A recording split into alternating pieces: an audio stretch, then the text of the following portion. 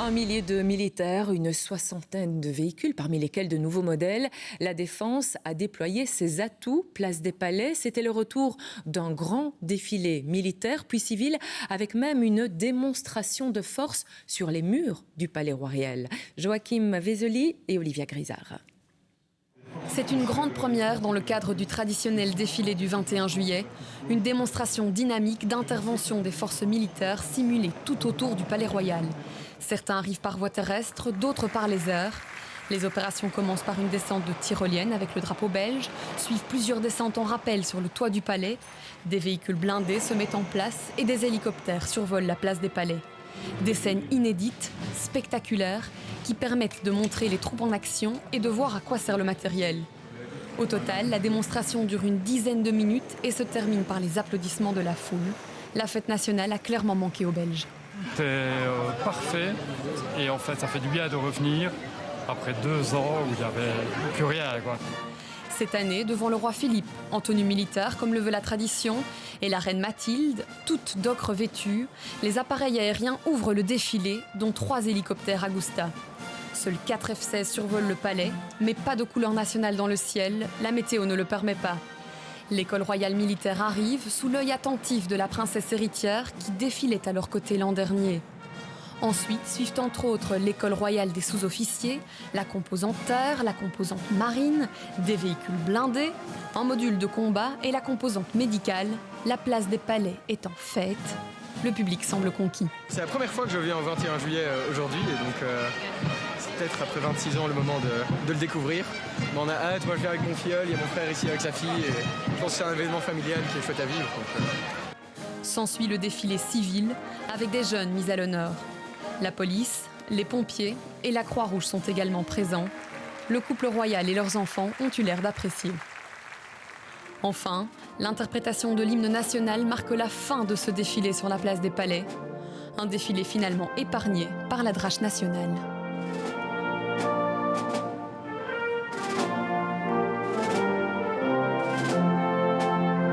Oui, un défilé au sol, défilé dans les airs aussi. Vous avez vu les F-16 et les hélicoptères Agusta. Il y avait également une formation de 3 A400M. Ce sont les successeurs de nos bons vieux C-130. À bord, dans le cockpit, reportage de Thibaut Chuffard, François Andréoletti et Iman Messoudi. Ces images, vous les connaissez, mais voici le même moment, vu d'en haut, vu d'un Airbus A400M, le nouvel avion cargo de l'armée belge, quelques secondes au-dessus du palais, mais des préparatifs qu'on n'imagine pas. Le major Steven van der Vorst est commandant du 20e escadron et pilote de l'A400M. Pour lui, la fête nationale, c'est un jour très particulier qu'il ne manquerait pour rien au monde. C'est quand même un jour extraordinaire pour nous, pas seulement pour la défense, mais aussi certainement ici pour la force aérienne et pour la flotte A400 qui peut se montrer en formation pour presque la première fois. Oui. Nos vénérables C-130 acquis en 1972 laissent la place à ces Airbus tout neufs, de sacrés beaux bébés que la force aérienne aime montrer au public. Sa taille est quand même extraordinaire, il est beaucoup plus grand que le C-130 qu'on avait avant.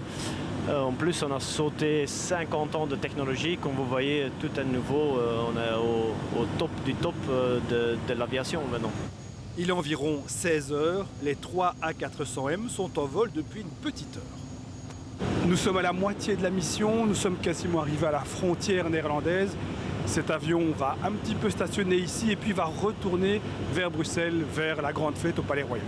Et pour arriver à la seconde près au-dessus du palais, il faut une coordination maximale entre les A400M bien sûr, mais avec les F-16 et les hélicos également, ce qui prend du temps. Mais voici que Bruxelles approche avec l'Atomium, le stade Roi-Baudouin, le canal, le piétonnier du centre-ville, la Grand Place, et puis enfin le parc et le Palais Royal. Mission accomplie pour les A400M. Rendez-vous l'an prochain. Oui, et retour sur la terre ferme pour la fête. Le public est notamment invité au Sablon, là où le couple royal prend en ce moment un petit bain de foule. La preuve avec vous. Bonsoir Tidier Mkwash. On voit le couple royal derrière vous. C'est un moment de rencontre important avec les citoyens. Ouais, vous le voyez, ils sont vraiment à quelques mètres de moi et je peux vous dire que c'était un moment plus que détendu. C'était même très très sympathique pour le roi Philippe et la reine Mathilde. Depuis maintenant plus de 45 minutes, ils prennent véritablement le temps de saluer tous les Belges qui sont venus à leur rencontre, fêter avec eux ce 21 juillet, fêter avec eux aussi l'entame de leur 10e année de règne. Alors on a vu un roi Philippe dans une situation vraiment inédite. Il a improvisé, il est sorti du protocole habituel du palais, il est monté sur scène et il a été initié à jouer de la batterie avec un groupe de courtiers. Je peux vous dire que c'était un moment vraiment exceptionnel. Il a entonné quelques sons de We Will Rock You de Queen. Alors ils ont ensuite poursuivi ce bain de foule en saluant les services de secours, de sécurité et de prévention, leur dire merci pour tout le travail qu'ils font tout au long de l'année. Le couple royal clôture en ce moment ici leur bain de foule avec les calotés. On les retrouvera ce soir au parc du Cinquantenaire pour le feu d'artifice. Mais je peux vous dire que ce bain de foule, ce 21 juillet 2022, était l'un des très grands moments des festivités du jour. Merci à vous, Diem, pour ce moment en direct. Donc, et avant le Sablon, c'est au Parc Royal qu'il y avait de l'animation, des stands, de la danse, du sport, des petits concerts aussi, de quoi attirer la grande foule. Ambiance sur place avec Antoine Lepavec, Vincent Ufti et Benjamin Verporten. Un parc royal bondé un 21 juillet. On n'avait plus vu ça depuis 2 ans. Les Belges sont venus de partout, comme Martin, qui a fait le trajet depuis Liège. C'est la première fois que je suis ici pour le 21 juillet. On se réjouit voir le concert, voir le feu d'artifice et montrer qu'on est fiers d'être belges, quoi. Fiers d'être belges, fiers aussi de retrouver une tradition qui leur avait tant manqué. Ça nous fait très fortement plaisir et ça nous manquait un peu. Franchement, on est hyper contents. On vient du Tédéum, on a vu le roi, super bien. C'est la première occasion pour le petit de découvrir le 21 juillet. Il a 5 ans maintenant, donc il s'amuse un peu partout. La pluie vient de s'arrêter, donc c'est encore mieux. Mais on va essayer d'en profiter encore. S'amuser grâce à de nombreuses activités, concerts, football, initiation à la boxe. Vas-y Faustine, les gauches corps, visage. Et certains ont d'ailleurs presque tout essayé. Du hockey. Du foot. Oui, du foot aussi. Et l'arc à flèche. Oui, l'arc à flèche. Et des ballons. Et ce, malgré une pluie et un crachin bien belge, incontournable voire essentiel pour une fête nationale réussie. C'est pas un 21 juillet sans un petit peu de pluie. La drache nationale. Une drache nationale pour les 191 ans de notre belle Belgique. Alors bon anniversaire et surtout... Vive la Belgique. Bonne fête nationale. Et d'un parc à l'autre, une vingtaine de minutes de marche environ. Et nous voilà au Cinquantenaire, là où se poursuit la fête ce soir. Bonsoir Rachel Crivellaro du Monde et des politiques attendus près des arches du Cinquantenaire. Oui Nathalie, de plus en plus de monde, vous pouvez le voir autour de moi, du monde attiré, vous le voyez, par ces food trucks, du monde qui vient se sustenter avant le dernier round de festivités. Mention spéciale d'ailleurs, vous le voyez, pour ce free code qui fait le plein. Les gens font la file, ils attendent tout simplement le dernier round des festivités, le grand concert et évidemment le feu d'artifice autour des minuit. Mais vous l'avez dit, on attend aussi l'hôte, l'organisateur de cette fête, le Premier ministre Alexander De Croo. Alexander De Croo qui, de telle manière, va clôturer en quelque sorte une véritable opération séduction. Lui qui, toute la journée, aura été à la rencontre de la population, multiplié les selfies et qui, lui et son gouvernement, ont aussi payé de leur personne en savourant des frites pratiquement dans tous les endroits où l'on fêtait la fête nationale. Une manière peut-être de faire oublier une fin d'année un peu difficile pour le gouvernement, avec des dossiers souvent bouclés dans la douleur. Pensons aux pensions, au pouvoir d'achat ou encore à la défense. Le gouvernement qui espère ainsi une petite trêve estivale, quelques vacances avant de reprendre, avant une rentrée que l'on dit déjà hautement périlleuse pour la Vivaldi. Et pour l'heure donc on mange des frites. Merci à vous Rachel, merci à nouveau pour ces échos en direct. Je vous propose de revenir sur une image du début de cette journée avec le traditionnel Tédéum. Sous un petit crachin matinal, le couple royal et ses 4 enfants se sont rendus à la cathédrale Saint-Michel et Gudule. Une cérémonie là aussi en présence des plus hautes autorités du pays et des représentants des différents gouvernements. Et après la cérémonie, à l'extérieur, aux premières loges, il y avait quelques habitués de longue date, comme vous allez le voir, Huguette, venue saluer la famille royale. Ça va parfaitement. Regardez. Mais c'est incroyable. Votre... Incroyable. Eh bien voilà. Toute une combinaison de jaune. De jaune, mais c'est très bien. Je vous souhaite très bien votre discours hier. C'est vrai. Le message. Ah oui, ça, là, bravo. C'est possible. Oui, oui, comme on dit notre pays. Bonne continuation aussi. Voilà.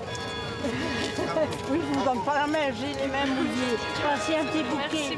Altesse royale, comment allez-vous? Bien. On va l'Angleterre. Mais oui, c'est Emmanuel aussi. Malgré la pluie, franchement, sont restés, ils ont pu saluer le monde qu'il y avait. Donc voilà, très heureuse. Voilà, le beau sourire d'une fidèle des sorties royales. Après les fleurs, encore de la couleur, cette fois sur la robe de la princesse Delphine. C'était son 2e 21 juillet en tant que membre officiel de la famille royale. Et sa tenue a fait l'objet d'un choix très précis. Du rouge pour l'action, une colombe pour la paix. De quoi mettre à l'honneur le talent d'un styliste flamand. La princesse Delphine s'est confiée à Daniel Welter. Une robe rouge flanquée d'une colombe qui n'est pas passée inaperçue lors du défilé. Un souhait de la princesse Delphine pour promouvoir Paul Vogels, un jeune styliste flamand. La veille, elle nous reçoit chez elle pour les dernières retouches et surtout pour nous présenter le styliste. I love the belgitude that I saw in his work. It reminded me a lot of Ansar, of Magritte, of the Bash, the carnival we have, and so on, and which was perfect for the 21st of July. Un sacré coup de projecteur pour le jeune homme qui apprécie. Delphine is een heel gemakkelijk model om op te werken, omdat je kunt er creatief mee praten. En ik ben ook fier op het resultaat. Ik ben fier dat Delphine ook blij is. En fait, la princesse veut que son 21 juillet soit utile.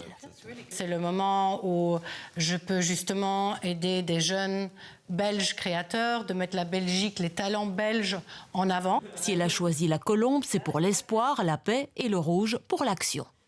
Parfois, on a envie de juste s'asseoir et dire ouf, ouf, j'ai envie d'abandonner. Et le rouge, je trouve que ça donne une espèce de force, ça donne de l'énergie. C'est une couleur qui donne de l'énergie. Et il lui en a fallu pour être reconnu par Albert II. Pour moi, ma vie n'a pas tellement changé. Peut-être que le regard des autres ont changé, mais moi, personnellement, à l'intérieur, je me sens exactement la même. Mais ne comptez pas sur elle pour nous parler de sa nouvelle famille. Je ne me sens pas du tout confortable de parler de ce qu'on se dit, quand on se voit, comment ça se passe. Beaucoup de familles qui ont eu des problèmes ou des séparations, et puis de se remettre ensemble.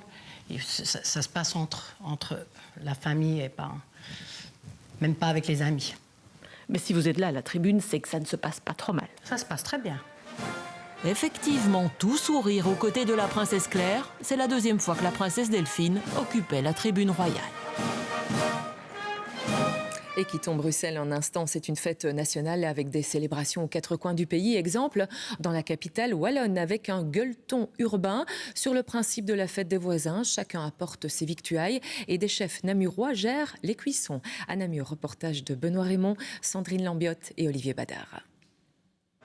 L'expression des visages ne trompe pas. Au gueuleton urbain namurois, le plaisir gustatif semble décuplé. Et tout le monde en a bien profité. L'idée, c'est que ça soit accessible surtout. Donc, vous pouvez venir manger, mais vous pouvez venir simplement participer aux autres animations qui sont sur la place. Vous pouvez venir avec vos boissons. Enfin, tout est possible. On veut que ça soit surtout un lieu accueillant et où tout le monde se sent le bienvenu. Oui. L'idée est simple, chacun apporte sa viande et l'organisateur fournit les frites nationales et les chefs pour ne plus jamais rater un barbecue. Leurs conseils sont précieux, si certains sont bien connus, comme l'interdiction de piquer les saucisses sur le grill, d'autres sont plus étonnants et feront gagner du temps aux préparateurs. C'est mieux d'avoir une viande nature, parce que quand on la cuit sur le charbon comme ça, il y a tellement du goût du charbon et tout, quand c'est mariné, ça ne donne pas le même effet. Dès que quand c'est nature, on met juste du gros sel, du poivre, et c'est parti. La magie, ça se fait tout seul. J'ai fait confiance au chef et ça valait la peine. Un verre de rosé, une présence amicale, de la bonne musique, une belle ambiance, quelque chose de simple. Magnifique. J'ai juste ma brochette comme je voulais, avec bleu, comme moi j'aime bien la viande, donc voilà. Impeccable. Et l'ambiance est super, et puis c'est l'ambiance de Namur, bon enfant. Le conseil des pros portait également sur le choix des viandes. La filière bio était présente avec notamment un veau rosé et non blanc, un mets exceptionnel qui demande expertise de cuisson. Et vu que c'est des viandes qui ont des caractères et des goûts naturels et vraiment spécifiques, il faut pas brutaliser la cuisson, quoi. Il faut faire attention, il faut juste avoir un œil vigilant, quoi. Le 21 juillet à Namur aura encore atteint pleinement son objectif en consacrant de nouveaux rois des barbecues.